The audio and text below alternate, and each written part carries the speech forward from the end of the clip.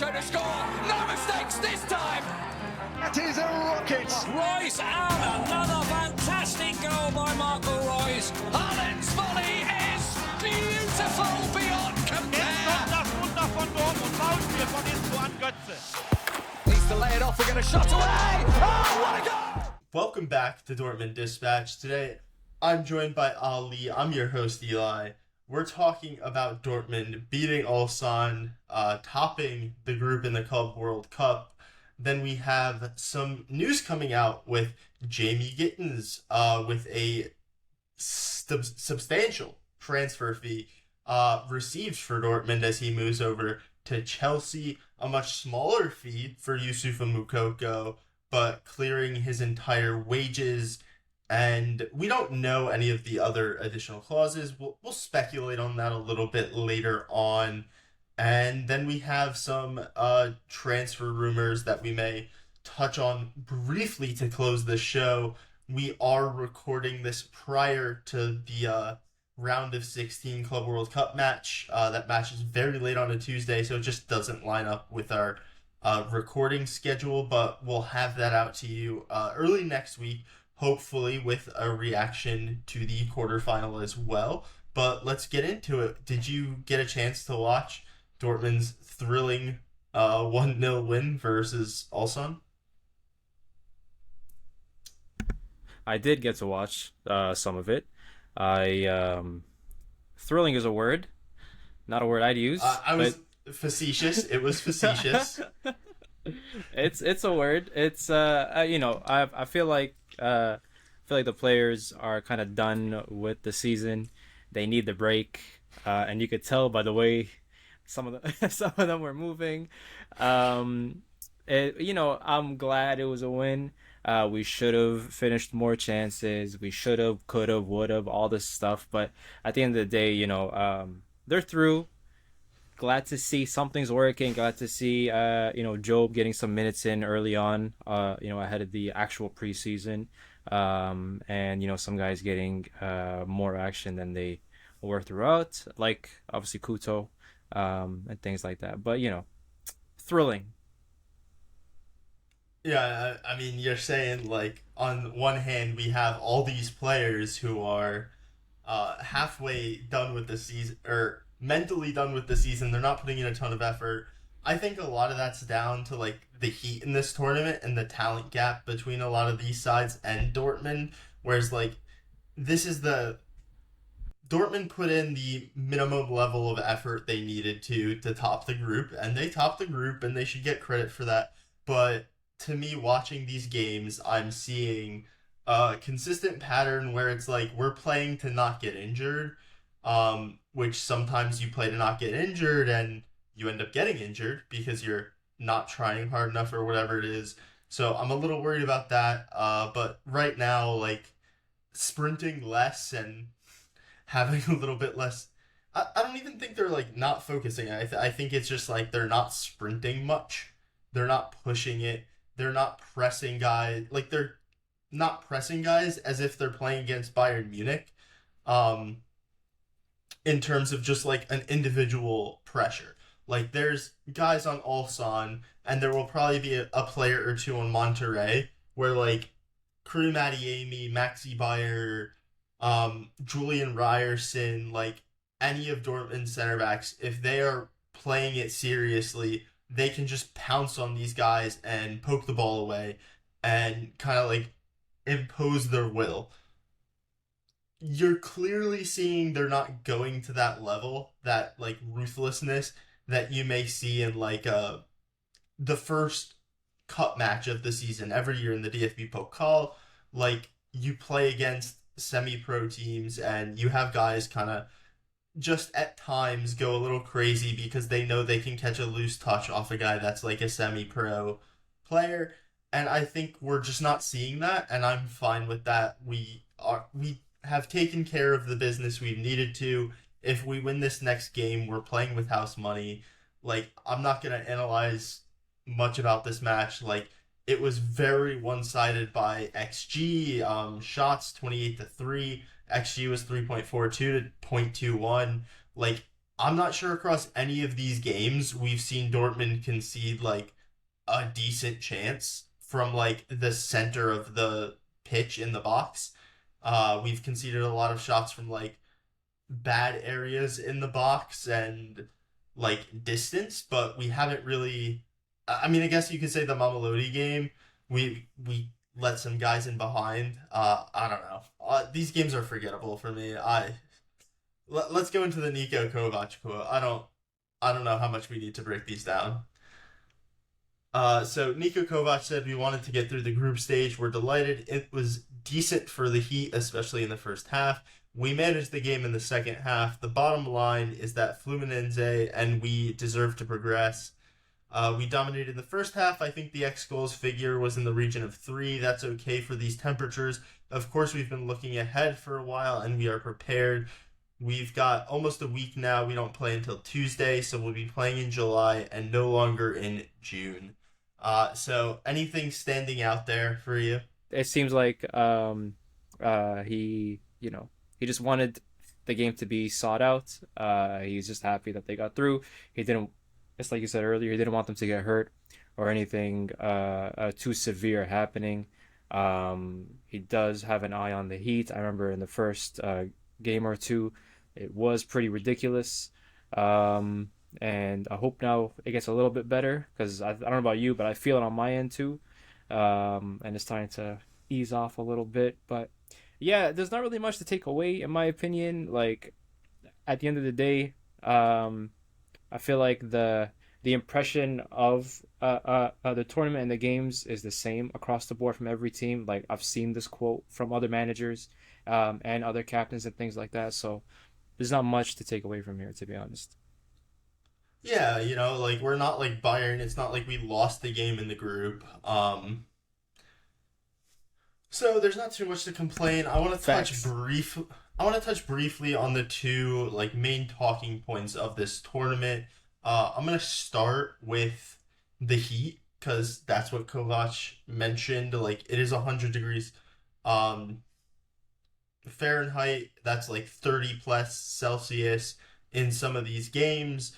And these stadiums aren't fully covered, so the players are feeling the sun on their skin, and that is exhausting in and of itself. Dortmund got criticized heavily for having their players in the locker room in the first half by Stu Holden, and I need to come out against this because it's quite frankly absurd. I'm seeing people parrot this tweet because it's from this former U.S. men's national team player. His career like got cut short because I think it was either concussions or a broken leg. There's two different pundits. One was one was the other. I don't remember which is which. They look the same to me.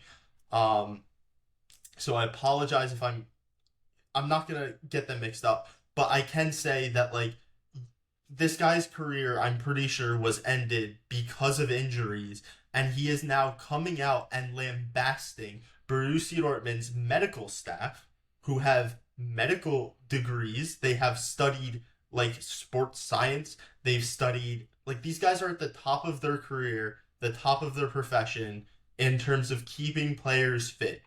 And yet this guy is coming out and saying like, "Oh, your players are soft because they're watching the game from an angle on TV where you can see more of the pitch. You understand what's happening, but you're not there to cheer on your teammates like it's Little League." Like, I don't know what, like, the youth levels would be called in Europe, so I apologize for our European listeners if you don't get that reference. But, like, they're cheering them on, like, 10-year-olds at, like, cheering on their teammates. Like, no, these are professional athletes. Granted, some of them are literally 15 years old. But, like, there's no reason for them to be sitting in the sun, sweating, losing electrolytes, losing their match, like losing their ability to play the sport, losing their ability to perform sprints, getting exhausted, and like you could say, "Oh, like just drink Gatorade." Like, first of all, you're a moron. Second, you drink a ton of Gatorade to replace all your electrolytes. You're just gonna get bloated, and you're not gonna be able to run as well. Like, anyone coming out against this, like, you're wrong. You're just wrong. That's all it is. This is not like something that is up for debate. It's either you're like intelligent or you're not, and you can talk about being soft. Like, yeah, like your career literally got shortened because you didn't have player protections. Like, let's stop this. Let's protect the players and make sure that when they get put on the pitch, they're able to perform to the best of their ability. And let's prevent injuries for games where people are in attendance. Do you have anything to say about the Heat, Ali, living up north in Canada? Like, I don't know what your Well, experience is, but it got hot here. For my Celsius guys, at one point it was 35, feels like 47, with the humidity. So like it really got up there for a few days. So I didn't play in that. I was at home. I went to work. I came straight back home. I really didn't mess around in the heat. So I can only imagine what they were going through, having to do full on sprints and cover a full pitch the whole time. So I agree with you. We do have to protect the players. These aren't the best conditions for, especially the European guys who aren't used to playing in this heat, right? Um, you know, just to tie this off, I do agree. We got to protect them. This whole you know approach that people are taking online as well. Like I'm seeing a lot of Twitter heads, try to make fun of it, but like there's nothing to make fun of. Like it's hot. Why would I sit in the heat? It just doesn't make sense to me. Now we could talk about the pitches. Now that that has been funny to look at. That's been so bad. The ball's not moving right, man. It's terrible. Oh man, but it's like, but that could also be a heat factor, right? that is a heat factor because Yeah. you can only, like, you can put as much water on the pitch as you want, but like you can't just pop the sprinklers up every 10 minutes. Like the players are on the pitch. You Mm-hmm. can't have them step on the sprinklers. Yeah. Very funny that the guy who I looked it up to confirm, the guy who tore his ACL from like literally if you're playing in the heat, you're playing consistently, like that's putting you at additional risk. Your career got shortened by an ACL injury. Dehydration puts you at additional risk of that type of injury, and you're now commenting on players for taking measures to protect against that. Moron. Absolutely ridiculous. But yeah, let's move on. The attendance. Dortmund's had, I think, a good amount of fans, considering the fears a lot of Europeans may have about traveling to the United States at this time. Um, so a lot of the domestic United States fan groups have shown out. They have gone to Cincinnati. They have gone to New York. But overall, I'm gonna say it. I'll say it out loud because I agree with a lot of our boycotting fans that like it's not the same watching Borussia Dortmund play in front of like an empty stadium, like a largely empty stadium. It's not just Dortmund. It's like across the tournament. Like there's a few teams where people will show out, but even then it's like one-off games. And with our Dortmund guys, you see like empty seats on one side, and then when it pans to the bench, you see like there's nobody sitting behind them, and you're like, what is going on here? This is it's it makes you question what they were saying in terms of like ticket sales and things like that. You're saying, oh, everything's like basically sold out. We can't wait for a full house. But then you take a look, and you're even people posting of them being there, like there's so many empty seats. And I'm just wondering, did people buy and not go, or were they just completely flat out lying about the ticket sales in general? So yeah, it's weird. It's just weird. It's such a odd experience. This is so many empty seats. I think it's definitely a bit of both. Like I bought a ticket to Cincinnati and did not attend because why would I spend $200 a night to stay in Cincinnati? That was unnecessary. I mean, sorry, it's I love taking strays at Ohio. My grandparents are from Ohio, where they have fortunately moved on to greener pastures. Well, my grandmother has. Um, sorry. Anyway, regardless, like I've been to Ohio, but the bigger concern is obviously like the more broad financial situation right now for myself and most of the United States. Um, which is definitely a factor in this. And I don't know what else to say about it. I mean, it's hard to like pay full attention. I am not giving these games the same amount of attention that I would a Bundesliga game. Um, we've had the Niko Kovac ceiling debate before, but has your opinion of him changed at all watching these three games? No, because this is not a good indication of what he can do. He hasn't had a full preseason, and two, like we could talk about this tournament, no problem. It's unnecessary to be happening right now. It's like it doesn't need to happen. The guys need a break, right? They just played a longer Champions League. It's very I'll stay on topic. Niko Kovac conversation does not need to happen now. It can happen after a few games of the next season. We can take a look to see what's new, what's different, and then we can go from there. But I don't want to say anything right now about that.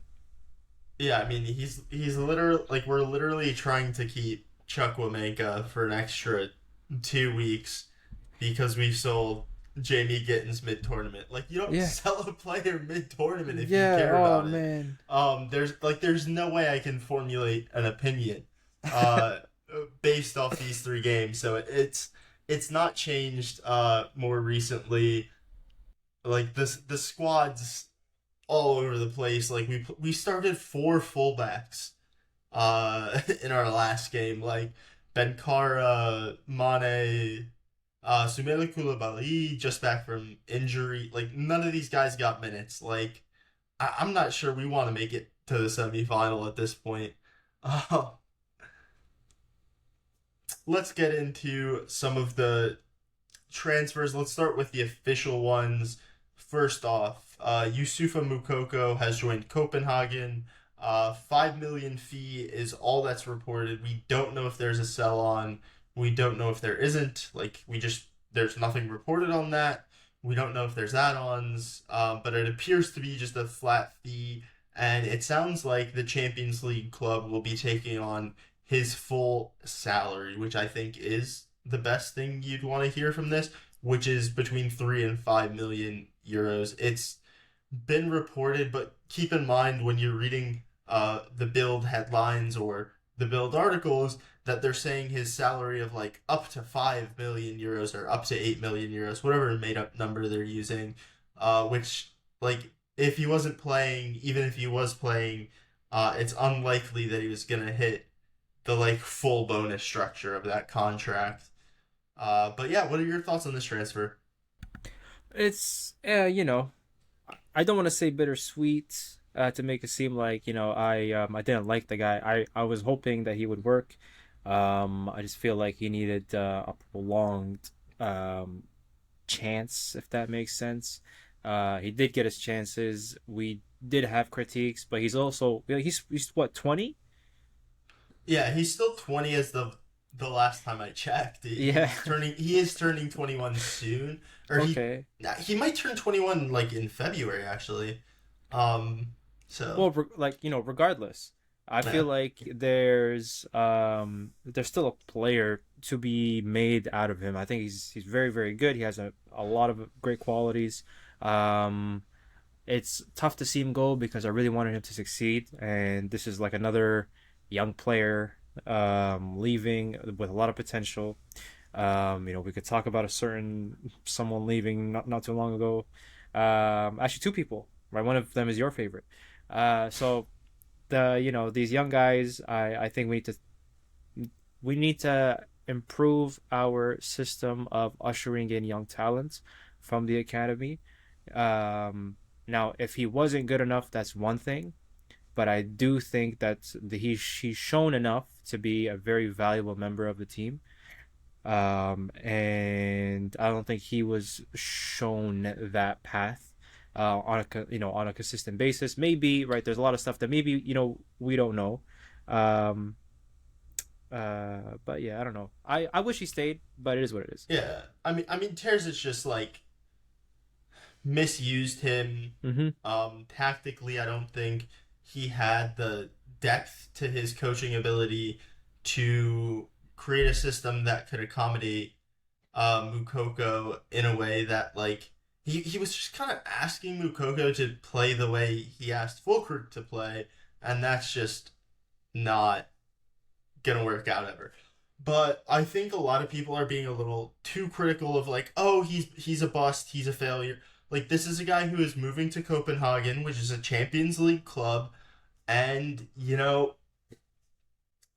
he's still young for even a player in that league, and so I'm very interested, really hope to see him hit the ground running and be able to dominate there, because I think he has the ability, and I'd be fully in support of it. Had a very heartfelt message, and for any moron that believed his father's lies after he got cut off, you can clearly go to Yusufa Mukoko's Instagram, and I implore you to do this if you are dumb enough to believe that he is 30 years old. Go to his Instagram. You can see the picture of him as like a 10-year-old, whatever it is, 10, 12-year-old at the club, and he's clearly not 25 in that picture. So if you think otherwise, like, I don't know what to tell you. Like, fix your life. But let's move on, because we have another transfer that's been finalized. 65 million euros. Make sure you pay attention when you read the reporters, because some guys are reporting this in GBP at 55. Some are reporting it at 65. I don't believe that's like a 1-to-1 lineup on the conversion ratio.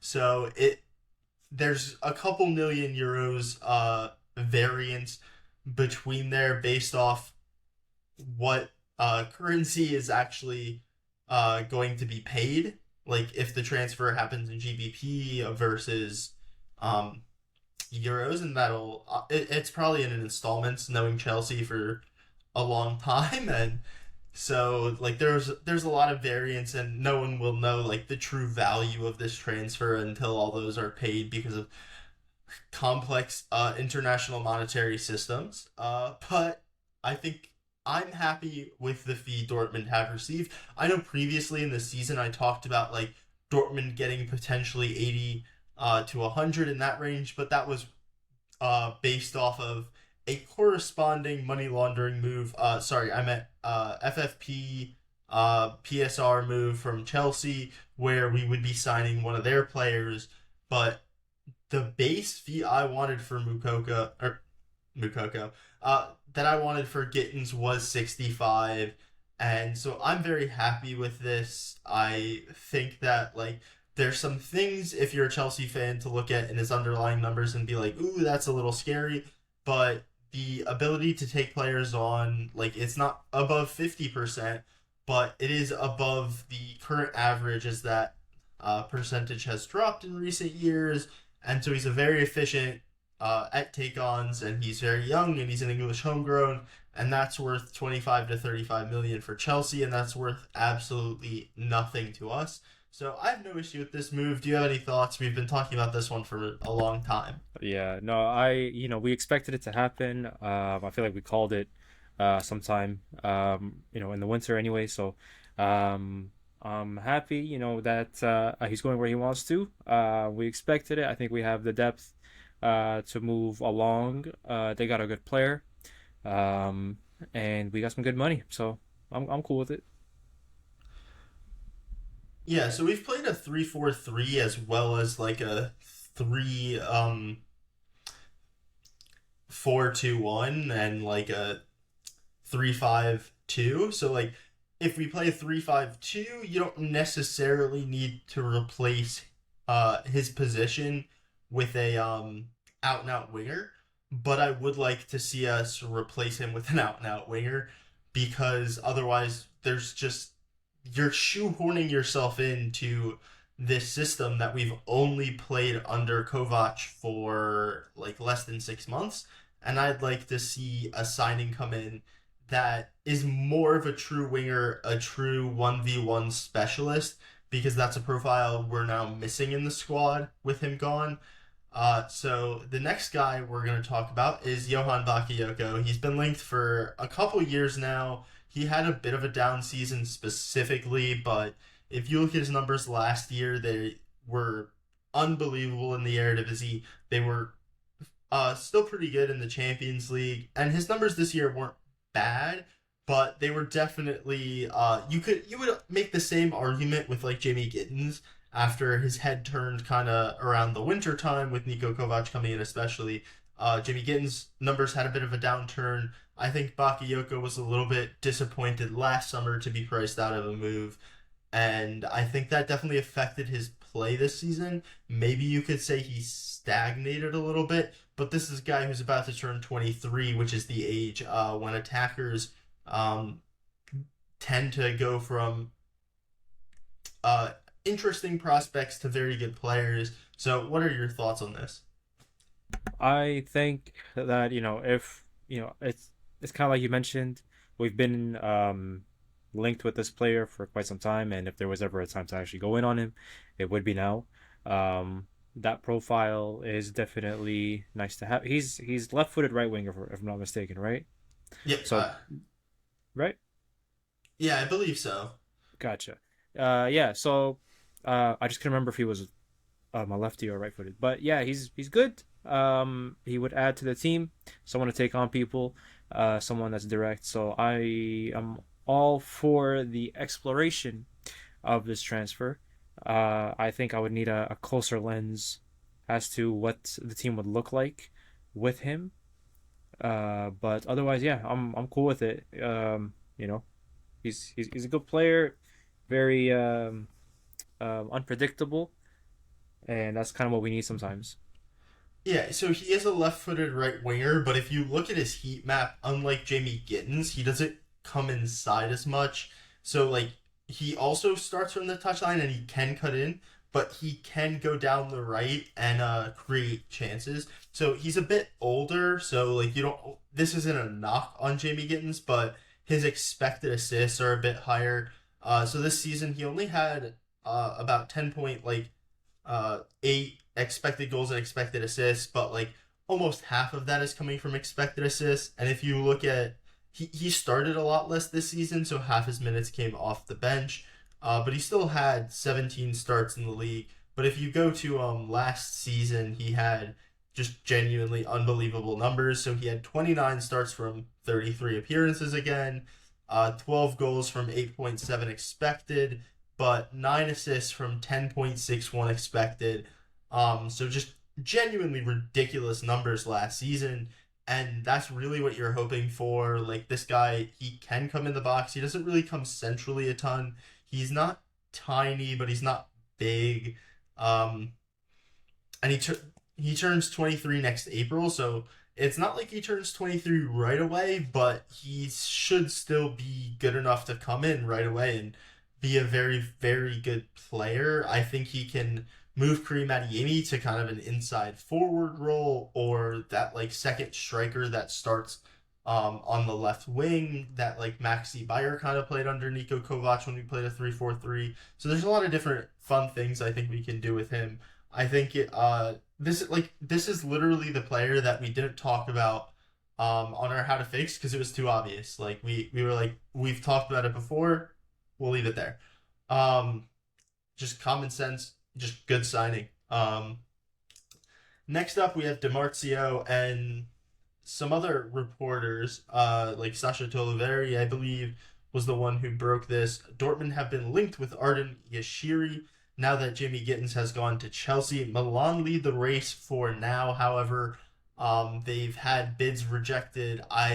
This guy signed with Bruges like last summer from Switzerland, and the bids they rejected are over what I would be willing to pay. I think it was like 37 plus 5 or 33 plus 5, something like that, rejected from AC Milan. AC Milan do not have Champions League football, so if this is something Dortmund is willing to really push for, I think they would have a big edge there. And like the Switzerland to Germany would take away some of like the geographical preferences that some players like may have for Southern Europe. But what are your thoughts on this? Honestly, I know very little about the player. I've seen very little. But I'll go off I'll go off, pardon me, based off what you said. If it's a good deal and it makes sense and he fits in the team, and he's adding something that we're missing, because I feel like, especially if you look at our midfield, we kind of buy similar profiles a bit too often. And as long as he's adding something that's different to Bayer, different to Adeyemi, different to Duranville. Well, this is a true midfielder. This is not. Is he? Oh, sorry. I thought it was a winger. Pardon me. Yeah. So I told you I didn't know about him. So this past season he played as an 8 for Bruges. He started pretty much every game for them. Not every game, but like he was their definitely first choice midfielder in the number 8 position. Starting alongside Adiadika, who's a true 6. He has really good attacking output for Bruges because he's big enough to crash the box. He has decent defensive numbers. And in the Champions League, he was solid. He did start against Dortmund, I believe. He also started both legs of their round of 32 match against Atalanta, where they pulled off a massive upset. This is a very good player. The year before, he played as a 6. I believe in Switzerland, so like he can do multiple different things in the midfield, but can he do them at the Bundesliga level consistently? His defensive numbers were not very high in Belgium, but that could be in part because his team is very, very dominant for the most part. Yeah, I'm not gonna lie to you. I'm watching him right now. He's a lefty. Plays as a 6 and as a 6 and 8, kind of liking his aggression. I'm already a fan. he looks really good. He would add this is something that we talked about before. We don't have enough dynamism in the midfield, even with Job coming in. We do lack some sort of speed through our midfield, and this guy looks quick. He looks strong on the ball and against the ball. So yeah, if we can make it happen, I'm all for it. He looks like a good player. Yeah, what I will say is if Dortmund may be able to sell like one guy from their midfield of bad contracts. So like they may sell Salias Chin, that doesn't really impact my depth chart. But you may not be able to sell Sabitzer, you may not be able to sell Emre Can. Because of their contract situation, you might not be able to get like off the wages.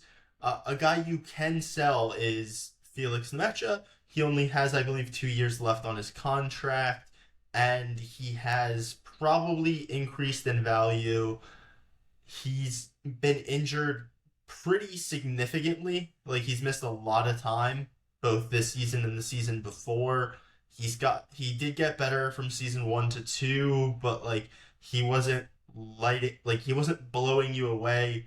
And if you can clear Nemecha for 50 million euros and you can bring in this guy for around 40, like is that a club record transfer? And would that make me a little worried about the pressure, some of the early rhetoric? Like yes, in terms of the rhetoric, but in terms of like the actual player to player upgrade, I think you're getting similar value from a player guaranteed. I think that's the floor of the transfer in year 1, and I think the room for improvement is higher because he's he just is a younger player. Like he's 2 years younger. Nemecha's had injury issues for every campaign he's had ever. This guy hasn't. He's had 2 full seasons as a starter. So you have more value there. You probably reduce your wages there, which would help you shift Marcel Sabitzer next summer. So this is a move that could give you some like wage flexibility. He's not going to be on like a low wage, but I don't know if he necessarily merit the like 6.5 that Nemecha's on. So I don't know. I think it's like I'd be excited to see him play for Dortmund, but if you're getting him, it's for too much money because, like I said, he has 3 years left on his contract. Yeah, in terms of the deal, I'm very much as long as it makes sense, and doesn't put us in a hole kind of guy. Because like man, some of the deals that our players are on, like Sabitzer, really unnecessary. Yeah. But yeah, I'm still watching him. I'm falling more and more in love with him. Man, Yeah, he's I really mean, good. if you can clear a space in your midfield for him and you really believe that he's going to develop into the player you want, that's great. Joe Bellingham played as a left-sided 8 as well last season, but he was a right-footed left-sided 8. Mm-hmm. So they could fit. There is a world in which they can play it next to each other. 100%. 100%. The next rumor we have is Dortmund interested in Omari Hutchinson of Ipswich Town. He dominated in the championship 2 years ago. This past season, he was in the Premier League for a team that was pretty dreadful. Ipswich Town spent a ton of money on him. I don't really think I've seen enough statistically in the Premier League, in part because his team was so bad, to like say he would be worth matching the fee that Ipswich paid. I think it was like 20-ish, 20, like 25. Like it was not insignificant. So I'm just not over, like I wouldn't be enthusiastic about that. I am thinking of the right player, right? Yeah, he's right wing, left footed. I know the player. He has a like frosted tip Yeah, look. I'm right. Yeah, Right. yeah. So it was He's all right. 20. He's all right. Yeah, it was 20 plus 2.5 million. He dominated in the championship. It's a decent league. He's 21, so like there is more to come. You would think, but I don't know. He can play 10. He can play wide. It'd be a good signing. Like if you sign him as your winger, and that would allow you to sign a very young 10, because you can use Hutchinson, to take some minutes off Brandt, in more difficult matches, and then develop a very young 8, a la Noah Darvish, who the club has been very loosely linked to. So like that's a signing that this signing would free you up to make, because you don't need your 10 to take a ton of minutes off Brandt, because this is a guy who's done that before. But yeah, I think there's guys that are maybe a little bit more first team ready, a little bit more proven, or a little bit less proven, but a lot of it less, or a lot of it cheaper, excuse me. Because I think Ipswich, with the Liam Delap fee already done, will be looking for that like £10 million profit, or at least their money back plus what the bonuses would have been. Like I think you're looking at likely 25 to 30. I'm not crazy about the player. I think that if we're gonna spend money, we should spend money on not only longevity, but someone who can play in the team right now, whether that's attacking mid, left, or right. And that won't just be good for Kovac's system, that could play for a different coach after Kovac leaves. I am looking ahead, but it will happen, things like that. I'd rather put the money somewhere else. He's decent. I'm not really a fan personally. Yeah, like I think there's probably better value to be had, in terms of like a safer gamble, because there is a ton of upside there. Like this is a guy who's coming out of Chelsea's academy. That's a very good place to get talent. He's shown a lot in the championship, but given he just moved a year ago, even though his team got relegated. Like, they probably planned on this. So you're talking about like a sizable fee. I think he'd be very good. I'm not 100% in, just because like it's hard to say how much he's improved by playing in the Premier League last season when his team was so crap. He may not have had the ball in like good areas enough times. Like there was just there's not like that's not a good place for a young player to develop. And so it's hard for me to say like is he ready? Like he's definitely ready to contribute, but like you may be able to find like more value elsewhere, especially like if Bakayoko off the down season, um, similarly to Hutchinson, is available for 20 to 25, because that's the rumor with him now, is that they're not even gonna get the fee they wanted for him. And then all of a sudden, I'm much more interested in him because you have two players both had a down year. One guy's only like a year older, but he's shown a lot more in the Champions League. Like this is a guy that had, well, it's Ian Matson, but he had the Dortmund defense on strings in the first leg last year. Like this guy was running the show, allegedly against a defender who is 5 feet tall and hasn't been able to stay in front of anyone in his career. But like that's neither here nor there. Like the guy is talented. He showed it throughout the group stage last year. He showed it at times in the group stage this year. Like this is a very, very talented player who's potentially moving for, I would guess, like 5 to 10 million less. I would be happy with both signings. I'd be intrigued, but let's talk about some of those young players that you just mentioned that you'd rather see from the academy, because I'm a little confused when you're talking about wingers, because you have Cole Campbell, who's I believe going to be 20 next season. He's not necessarily like, he played some minutes in the third tier. He didn't really play a ton in the Bundesliga last year, but did make his debut. So do you think he's going to play a role in the team? The other young players that could play in similar roles are with the first team right now, but they haven't even gotten a cameo, and that would be Samuel Ignacio, and then oh my god, Matisse Albert, who they've both traveled with the team. You also have Elias Benkara, but that's a completely different position at center back. So like, do you think any of those guys are ready? Because I think I just don't think so. I don't think they're ready now. 100% I agree.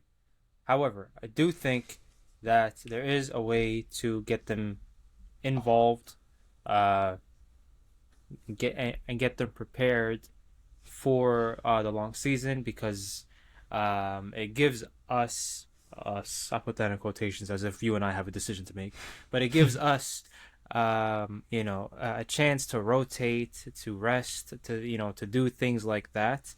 If we can raise their baseline performance. The thing is, I don't know if Kovac prefers experience and it prefers certain experience level, I should say, in players. And I don't know what he's like in terms of developing. To be honest, that's a fault on me. I should know that bit better. But I think, yeah, go ahead. Well, I can say, if you look at the clubs he's worked at, Frankfurt and Monaco, like, he had a lot of good players at Monaco that were very, very young when he was there, and they've gone on to, a lot of them have good careers.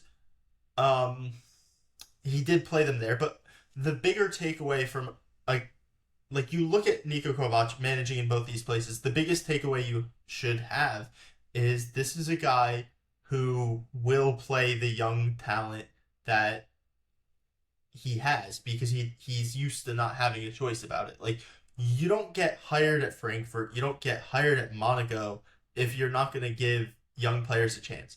So if the club feels that these young academy players have 100% merited debut, if they merit a regular 10 to 15 minutes with the first team, Niko Kovac isn't going to say, I'm not throwing this guy in, because this is a guy with a track record of managing for clubs where you don't really have a choice as a manager about not playing like these young talents. Like obviously, like if he gets told to play like a young kid in a close, like he's not necessarily going to do it in a 1-goal match, but Dortmund play enough 2-goal matches that he'll get them in there and see where it goes. Obviously, like you've seen guys like make a mistake and then like they get lost, so I can't make a guarantee there, but like this is a guy who will get people into games if he's being told to do so. Well, yeah. Then in that case, you would know more about the like youth system than I. But I feel like from what I've seen, there are, enough talented players that can transition, not right away, but can transition into the first team. Now, will it be this season or the next or the one after, whatever. But if we have to spend the money, by all means, no problem. But I do like the idea. Maybe it's because of my Barca base or whatever, but I do like the idea of bringing in from the youth, because we don't see that anymore, and we keep letting our youth guys go, like Tom Rota, like Wat Yin, like Mukoko, where we don't necessarily prepare them for first team action, and maybe have like, we just, I don't know what it is, to be honest, exactly, but maybe it's something that we just don't see or don't know. But I would like us to potentially put that money towards positions that we definitely need, which for sure we need a winger, for sure we need a midfielder. Oh my God, we need a midfielder. But like I do think that sometimes the answer does come from the academy.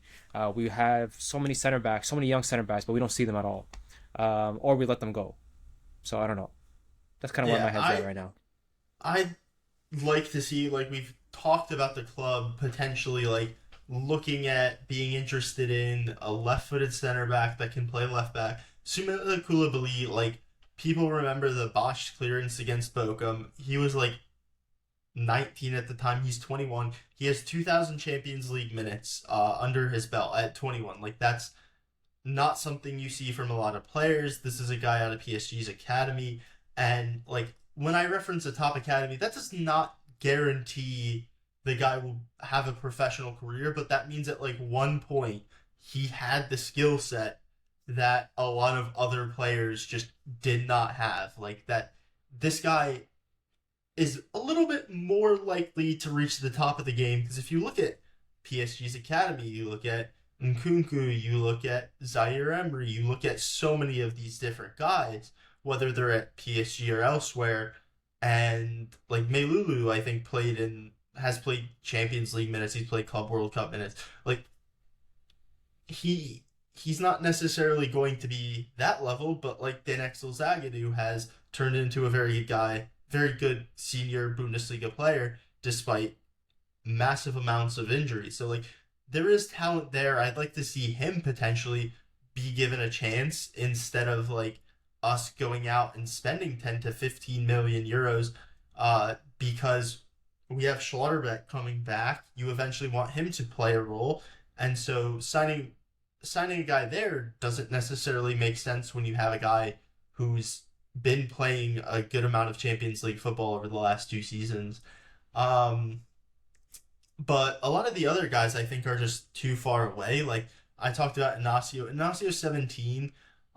You could see a debut in like the next year, but I just don't think that we have any guys that are gonna immediately hit the ground running without like some type of jump. Like physically, Inacio for a lot of last season looked like a child.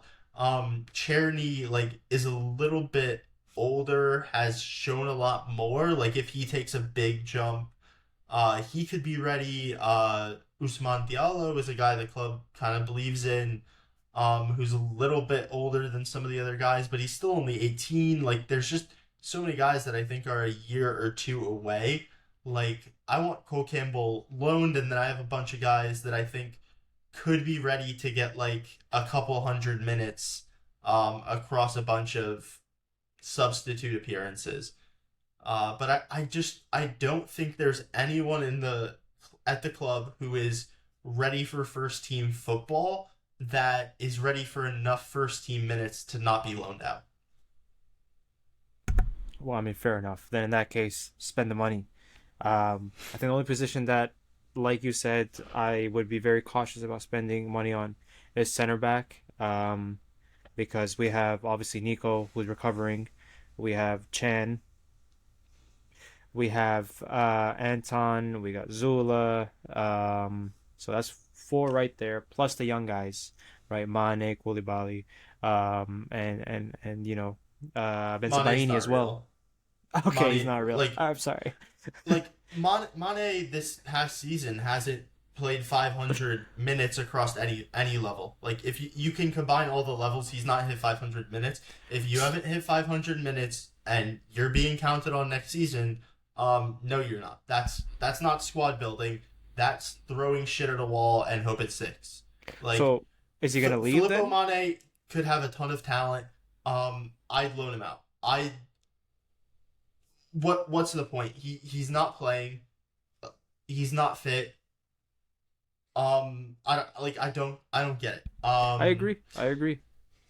Fully. Like, there's- Go ahead. Sorry. Because if he stays, okay, he's very highly rated, but he hasn't been fit for 3 years. He's broken his leg, still got a senior contract because of the talent. The talent is there. Okay, cool, but the match sharpness, the match fitness isn't there. So why would I keep him at the club when in all likelihood he's a rotation option? He's getting max 1,000 minutes because our center backs are a place where you do rotate less. This season we had a ton of center back injuries, but that's typically a little bit more abnormal. So I think we do need to sign a center back if we're playing a back four, because you look at Emre Can, you look at Valdemar Anton, you look at Nicolas Sula, you look at Nico Schlotterbeck, you look at Remy Bensebaini, that's 5 names, but Bensebaini's covering 2 positions, and then you're left with 4 center backs. Emre Can this season spent almost half his time in midfield. Is he covering there? If he's a full-time center back, I'd like to see one name in, but the guy who could be most first-team ready is Elias Benkara. Like, this guy is really good. He's really good. I think the passing could eventually be there. I don't think it's going to be Bundesliga ready next year. He's shown flashes since preseason. He scored a headed goal in preseason, which is very impressive against like a second or third tier team. I think third tier. But doing that, playing a full season of U19 football, he's going to be 18 next season. If you really believe he's that good, that young, which would be a very rare thing. Like, Kubarsi's the exception, I've said it a million times, but Elias Benkara this season went from kind of, like, he wasn't even, like, he's the third most highly rated U17 prospect that Dortmund had on its books 18 months ago. Right now, that's not the case. He's the guy. He's gotten the call up with the first team. I would watch closely in preseason if this guy's getting minutes, because like last season he got minutes because we had a bunch of guys that weren't really around, were injured, or we had Anton who just came in, and we just didn't have second team guys that were very impressive, and this guy came out and kind of like said, I'm here now, I'd like to be involved, and he showed out. And if he does that again in preseason at 18, at a little bit more physically mature, has actually played a U19 season where he wasn't even on the U19 season, like this guy has passed the other 2 U17 center backs that were also playing for the U19. So we had a very young prop. The other 2 prospects, like, I'm not going to go too much into them. Like, they're definitely not like gone from the discussion. They're just, all 3 of them are so young, but this guy is good. He is good. So that's the only guy I could see as like, but I want him to be like my 5th, 6th choice. I don't want to like throw him in the deep end but the club's seen a lot more of him. I'll say that. Yeah, well, like whoever comes in should be in that position. So that's why I'm wary of bringing in another center back, because if you bring in someone, they're gonna expect minutes. You bring in someone, they're gonna expect wages. So the logical thing for me, if we're just talking about the center back position, is to bring in someone from the academy and actually like someone you trust, right? Someone you're like, all right, if I play this guy, I'm willing to accept the young mistakes he's gonna make because in the long run this is gonna help us. Okay, cool, no problem, right? You got 1, 2 options, sure, let's go for it. But like in every other position, we don't trust the young guys enough. We just go back to what we think works, which is why when I saw that midfielder that you were talking about, I fell in love with him so quickly because you know what he does? He plays the ball forward. Oh my God, none of our guys do that. You know what I mean? And he, he gets stuck in. He wants to get forward, and that's something that we're lacking. But even if we had a young guy doing that, what are the chances that he'd be in? So that's why I'm very much on the youth wave, youth train. Yeah, and I hope it works. I think the happy medium is you get Sumela Koulibaly, Mm-hmm. who's a bit more first team ready, and if he's the guy, you have a luxury where next season Nicolas Sula is gone, and you have an extra squad place. So Nico Schlotterbeck, fully fit, has full season at that point, and you have 2 left-footed center backs. One can play in the middle, one can play on the left, and you have Anton on the right. And if Ben Carr is ready, you have, I think he's actually played on the left at times. So he's a guy that maybe you have too many left-footed center backs at that point, but like you have 3 guys for 2 positions.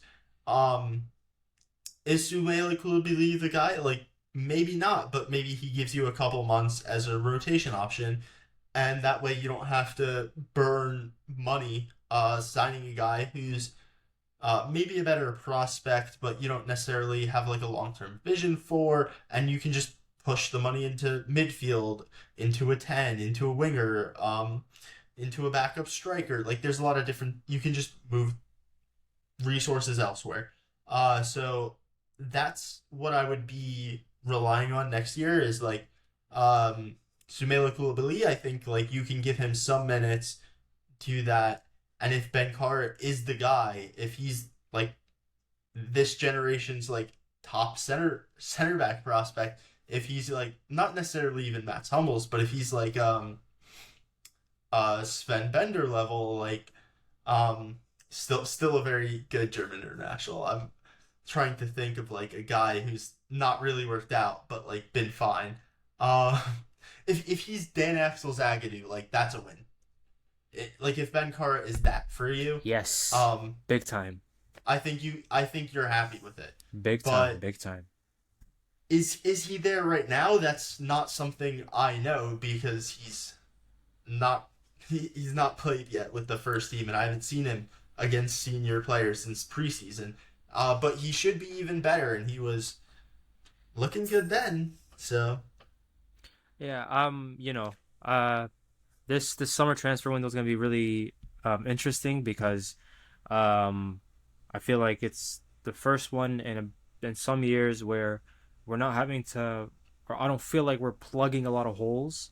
I feel like there's just like some profiles that we need, namely like a midfielder that can play the ball from deep, a winger that can take on guys, and then I feel like some of the other gaps, quote unquote gaps, can be filled internally.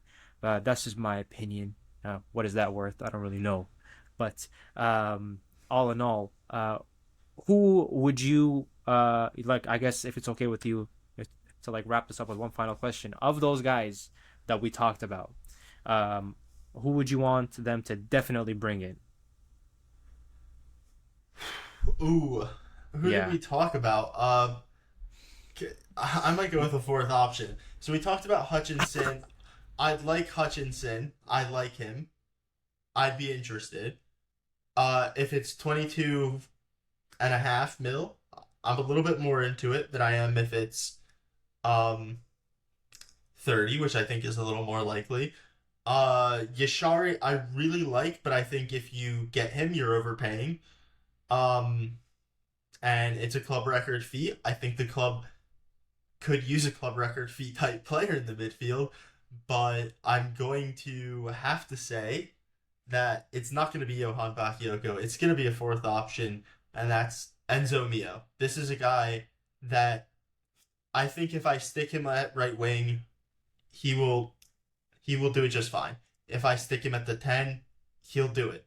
If I need an attacking 8 for a game, because I'm playing like a 3-5-2, and I want to be a little bit more defensively solid, I want to drop Brandt, and my only like guy who doesn't press in the 11 is gonna be Garasi. I think I can play Mio as my attacking 8. He can do some creativity. He can play like in the hole behind the striker. Like that's the guy. That's who I want. If I can have no one else, I want Enzo Mio. Leave it to Eli to not pick one of the options that we talked about, but that's all right. That's all right. Of the options we talked about, I would probably go with Bakayoko. There you go. That's what I wanted. But Mio is a great shout. Mio is a fantastic shout. I'm gonna say it every episode this summer until it happens. No, he's great. I think Bakayoko is also great. I think that if Bakayoko doesn't come, what can we do with the attack if we don't have that? I think we can still manage. That's what I think. I really think you do need a true 1v1 winger. And like, is the guy gonna be Durnville? Is he gonna step up? It's iffy. I agree. I would love it. I would love it. I would love for it to be the guy, but like I'd rather have it be. I'd rather my hand be forced mid-season. Like I just, if you look at the underlying numbers for like every attacker in the Bundesliga, there's like 2 guys. They're both teenagers. They both are incredibly promising. One of them at least does take-ons, and the other is Paul Venner, and he has nothing. So, yeah, that's not good company to be in if you're Durnville. Like, the end product was not there at all. It just wasn't. You can look in the Champions League. I think it was a little bit better there, but it was not good. There weren't shots. There weren't key passes. There weren't balls across the 6-yard box to fall in love with and dream on. And playing exclusively as a sub, I don't want to plan on it. It's like what I said with someone else earlier in the show, where like it's cool, but like Filippo Mane, Durnville has stayed a bit healthier now. He's shown some flashes in the 3rd tier. Filippo Mane, I watched the highlights of every single game. I didn't see him. I'll put it that way. Like Durnville's there, but he hasn't shown anything on the pitch in the top flight. Fair enough. All right. So other than take-ons, he's done take-ons. I don't want to be too critical. Fair enough. Of the players that we discussed, I think Bakayoko would be fire, but I wouldn't hate what's his name? Yashari. Yeah, Yashari. Oh, pardon me. I would not hate that transfer. I think he adds his type of profile would add a lot, because like I said, you know what he does? He passes the ball forward. He receives the ball and could release Karim. He could release Bayer. That would be really, really nice, because that also takes pressure off of Brandt, which at the moment a lot of the creativity falls on him, unfortunately, because if he's not performing, it's our dynamic changes in a way that I don't like personally. But Bakayoko is a great shout. I hope the club makes the right decisions. However, we'll see. That's all I gotta say. I hope the club makes the right decisions. Yeah, if the fee were this, if I thought the fees would be the same, I would have said Yashari. Yeah, fair. And it's a lot of money. So I agree with you. Like it's a lot of money to splurge. Uh, but I think what could come out of it could be something grand. I don't think the team we have is missing a lot. Like genuinely, I think we have like a very very good team. I think it's just missing a couple pieces. Those two players would like really level us up. Um, and man, if we can get both, I'd be insane. But I doubt that. But we'll see. Well, if you spent the entire Gittins fee, I think that math would line up. But that's not typically like Dortmund typically spend at about 75%, and you're not getting the Gittins fee all this summer. Like you're getting that probably in 3 installments. Um, but if you're spending what you would spend on Yashari and Bakayoko, you're probably paying that in some installments as well. So like you could line that up. But I don't. What about? I'm so sorry I to don't. jump in. I don't I'm know. so sorry. Hmm. What about Lucien Agume? Has is that right? Have I Yeah. said that So, properly? Yeah. my French is excellent, as everyone knows. Oh, sorry. But I'm Canadian. I still can't speak it. uh, yeah, I'm not gonna attempt. But my good friend Lucien, we speak French together all the time. Say So word. Agume has excellent defensive numbers. He's very good defensively. The progressive passes are just under 6. He's 23 years old. A little bit of growth there, and you'd be looking at something that's pretty good. But it's just not enough to be like, this guy is lighting the world on fire there. And maybe some of that, like, this is a guy with low pass accuracy. So maybe a lot of it is because he's going long because his team sucks and they're playing direct. Like Sevilla finished in 17th. They're kind of a mess. So you'd have to really look at his passing numbers and be like, okay, there's something here. Like, yeah, he's completing 91% of his short passes, but like that long completion percentage last year was very solid at 74%, but we're talking about a sample size of 42 passes. So he literally just, or he didn't really play enough minutes where you could say a ton about it. Some of that is probably he wasn't starting. It's actually 9 starts out of 12, but even then, it's such a small sample size. Like we're talking about 43 passes. You can't really read into his long passing statistics, and this year it's 55%, which is just, it's not good.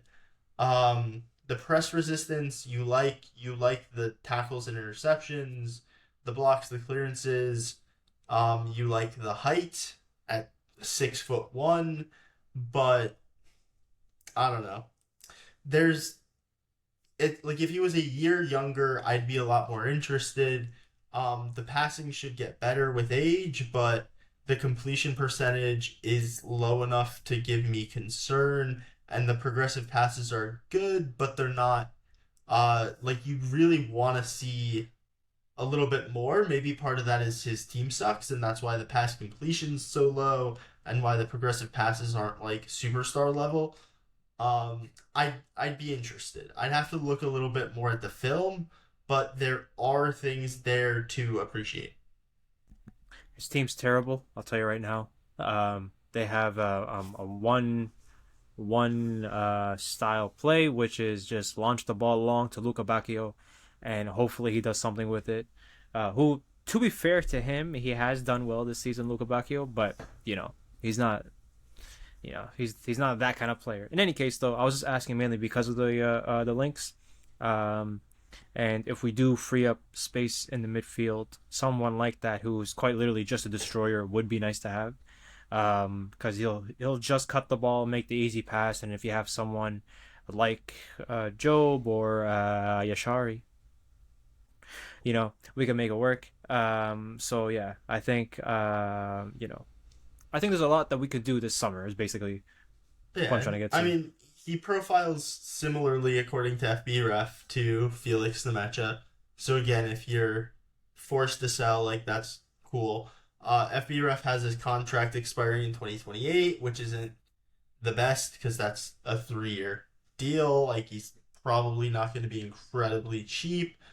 But the defensive numbers are better than Mecha. Like, it's not really a comparable thing. But there are, like, the pass accuracy is still a little bit of a concern. The aerial duel win rate is only 51%, doing that in La Liga.